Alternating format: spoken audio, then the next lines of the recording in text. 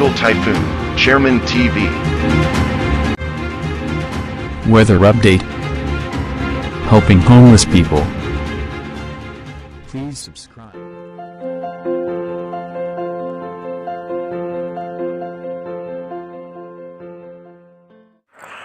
Magandang umaga po. Ito po ang latest update natin ngayong araw, April 2, 2025.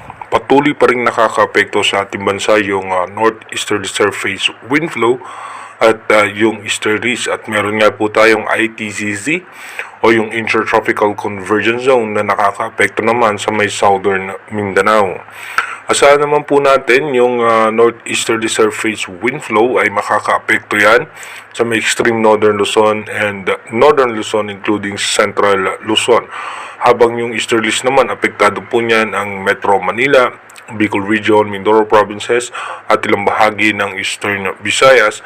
Asahan nga po natin magiging maalinsangan ng lagay ng panahon.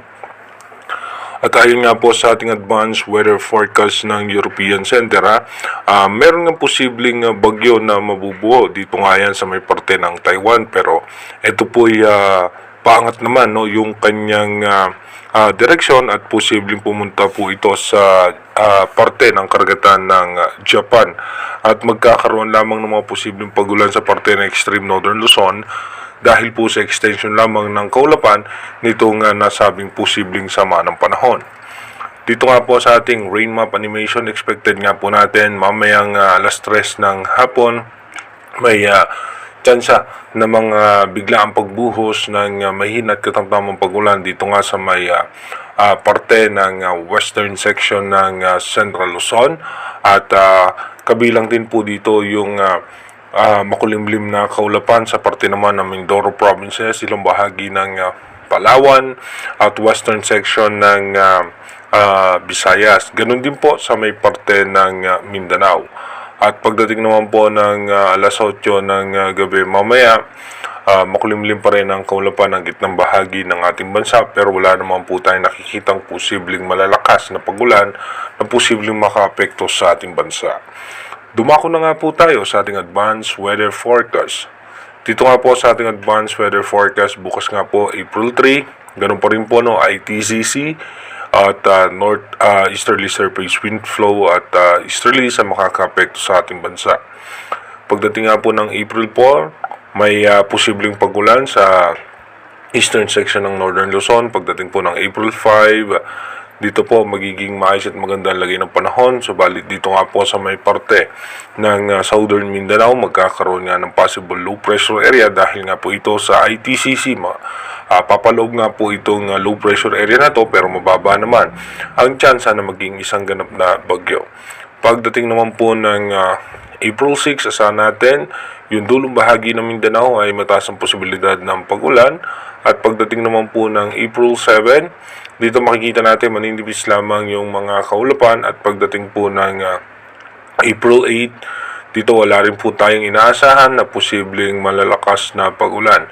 Pagdating naman po ng April 9, magkakaroon muli ng low pressure area sa labas ng Philippine Area of Responsibility, kasabay ito ng ITCZ.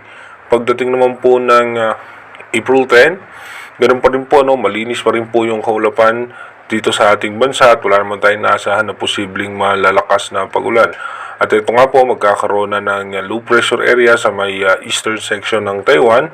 At pagdating naman po ng April 12, makikita nga natin malinis pa rin po ang ating kaulapan at wala naman tayong nakikitang posibleng malalakas na pagulan na posibleng makaapekto sa ating bansa.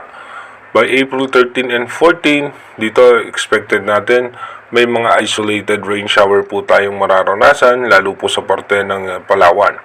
Pagdating naman po ng April 15, dito po magkakaroon na sama ng panahon sa may eastern section naman po yan ng China, dito po sa may northern portion ng Taiwan. At ito po yung mataas ang posibilidad na maging isang bagyo, pero ito naman po ay wala magiging epekto dito nga po sa ating bansa. Maliban na lamang yung pinaka-extension ng kanyang kaulapan ay posible nga pong Dito po, no, posible po magpaulan yan sa may parte po ng extreme northern Luzon, pero mababa naman ang chance niyan na pumasok sa ating Philippine Area of Responsibility. Sa ngayon nga po, wala naman tayo nakikitang posibleng bagyo na direktang tatama sa ating bansa sa ngayon sa ating advanced weather forecast.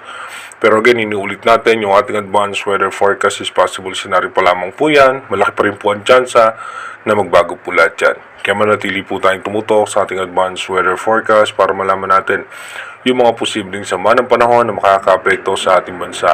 Mag-iingat po tayo palagi. God bless po sa ating lahat.